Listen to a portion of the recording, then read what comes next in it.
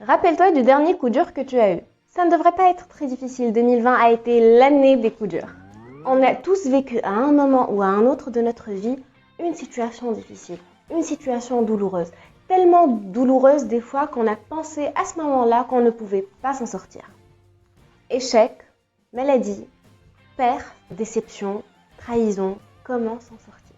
Salut à tous, je suis Manel, je suis praticienne en programmation neurolinguistique et aujourd'hui nous allons parler de résilience et je vais vous donner 3 outils, 3 concepts pour la développer.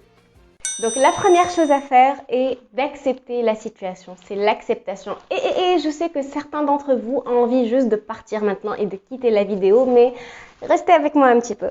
Ce que je veux dire, c'est que la souffrance fait partie de la vie. C'est comme ça. De mauvaises choses vont nous arriver et on ne peut pas y échapper. Mais accepter, ça ne veut pas dire se résigner. Bien au contraire. Accepter, ça veut juste dire reconnaître les faits. Alors, selon ces 3 chercheurs en psychologie, la première étape à faire est de mettre des mots sur les mots. C'est de verbaliser ce qui s'est passé, le définir, le nommer, pour justement pouvoir l'apprivoiser. Comment on va faire ça? On va faire ça en se posant 3 questions.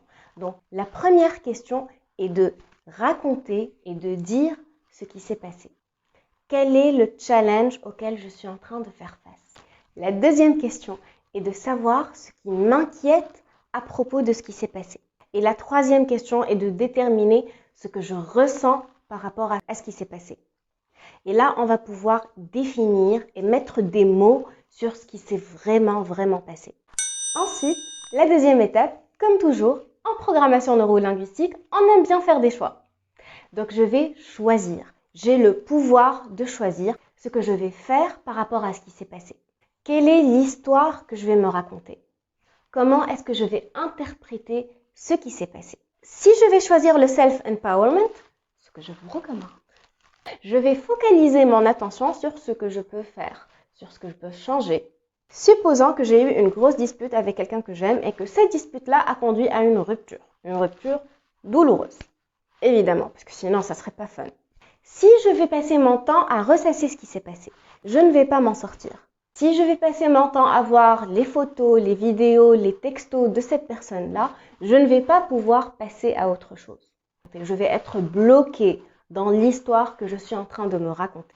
Et c'est un cercle vicieux qui va me bouffer de l'intérieur. Une bonne attitude dans ce cas-là est de se poser la question suivante. Est-ce que ce que je suis en train de faire me fait du bien ou alors me fait du mal? Et j'agis en conséquence. Alors, si je décide que enough is enough, trop c'est trop, j'en ai marre, j'ai envie de passer à autre chose, là je vais me poser un autre type de question. Au lieu du why me habituel, je vais me poser cette question. Qu'est-ce que la vie veut m'enseigner? Quelle est la nouvelle version de moi-même qui va émerger de cette situation difficile? Qu'est-ce que je devrais faire de différent? Peut-être même de mieux. Et la troisième chose est de libérer son potentiel. On a tous entendu à un certain moment cette phrase super cliché. La magie s'opère en dehors de sa zone de confort. Mais tu me diras, moi j'aime bien ma zone de confort. Je suis en sécurité, je suis performant, j'ai mes routines, tout va bien dans ma vie dans ma zone de confort. Pourquoi veux-tu que j'aille sortir de cette zone-là? Pourquoi veux-tu que j'aille chercher midi à 14h? Donc ça, c'est la première version. La deuxième version, c'est je suis comme je suis. C'est apprendre ou à laisser. Ok. Good for you. Bravo. Oui, d'accord, tu es comme tu es. Mais cette rupture, ce licenciement, ce chômage que tu es en train de subir, ces enfants qui t'en font voir de toutes les couleurs, la vie est en train de mettre sur ton chemin des épreuves pour que justement tu ne sois pas comme tu es, pour que justement tu évolues. C'est la façon qu'a la vie de te dire « secoue-toi, change, évolue ». La vie n'aime pas ce qui est statique. Est-ce que tu sais comment le papillon naît? La chenille, une fois sa taille adulte atteinte, va changer de peau plusieurs fois, tisser son cocon et se transformer en chrysalide. À l'intérieur, tous ces organes vont se réorganiser. Les yeux et le cerveau vont devenir plus gros. Les antennes s'allongent, les mandibules rétrécissent. Vu de l'extérieur, cette transformation est barbare. C'est une destruction totale de ce qui est.